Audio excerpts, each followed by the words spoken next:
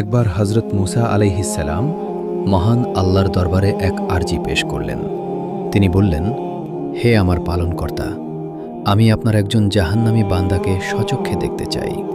আল্লাহ তাআলা মুসা আলাইহিসসালামকে বললেন, হে মুসা, আগামীকাল সকালে অমুক রাস্তার মোড়ে গিয়ে দাঁড়িয়ে থেকো।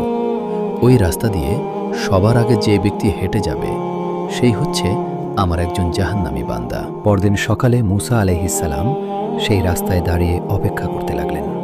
কিছুক্ষণ পর তিনি দেখলেন এক ব্যক্তি তার ছোট নিষ্পাপ সন্তানকে কোলে নিয়ে হাসতে হাসতে ওই রাস্তা দিয়ে বনের দিকে যাচ্ছে। মুসা আলাইহিসসালাম মনে মনে অত্যন্ত কষ্ট পেলেন এবং ভাবলেন, হায়, এই মায়াবী মানুষটিই কি শেষ পর্যন্ত জাহান্নামী হবে? দিনের শেষে মুসা আলাইহিসসালাম আল্লাহর কাছে আবার প্রার্থনা করলেন, হে আল্লাহ, আমি এবার একজন জান্নাতি মানুষকে দেখতে চাই। আল্লাহর পক্ষ থেকে উত্তর এলো, আজ সন্ধ্যায় ওই রাস্তা দিয়ে সবার আগে যে ব্যক্তি ফিরে আসবে সেই জান্নাতি। মুসা আলাইহিসসালাম অবাক হয়ে দেখলেন, সেই একই লোক যে সকালে সন্তানকে নিয়ে বনের দিকে গিয়েছিল সেই ব্যক্তিটি আবার ফিরে আসছে। মুসা আলাইহিসসালাম বিস্মিত হয়ে আল্লাহর কাছে জিজ্ঞেস করলেন, হে দয়াময় আল্লাহ, একই ব্যক্তি সকালে জাহান্নামী ছিল আর সন্ধ্যায় সে জান্নাতি হয়ে গেল, এই রহস্যের কারণ কি?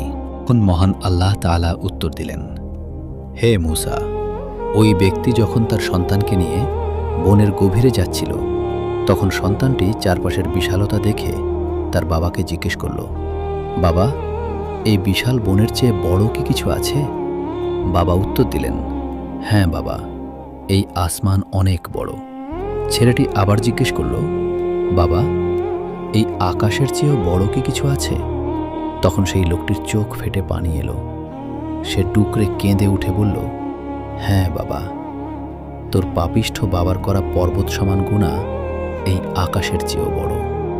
সবশেষে ছেলেটি জিজ্ঞেস করল, বাবা, তোমার গুনাহের চেয়েও বড় কি কিছু আছে?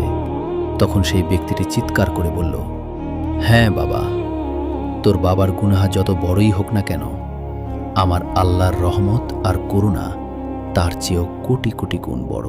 আল্লাহ তাআলা বললেন, হে মুসা, আমার বান্দা যখন তার গুনাহের কথা স্বীকার করে আমার রহমতের বিশালতার সাক্ষ্য দিল, তখন আমার এতটাই ভালো লেগেছে যে আমি তার জীবনের সব গুনাহ মাফ করে তাকে জাহান্নামী থেকে জান্নাতি বানিয়ে দিয়েছি। সুপ্রিয় দর্শক, আল্লাহর রহমত আমাদের কল্পনার চেয়েও বিশাল। আপনি যতই ভুল বা গুনাহ করেন না কেন, নিরাশ হবেন না। ক্ষমা চাওয়ার মতো চাইলে আল্লাহ আমাদের সবাইকে মাফ করে দিতে পারেন। আমিন।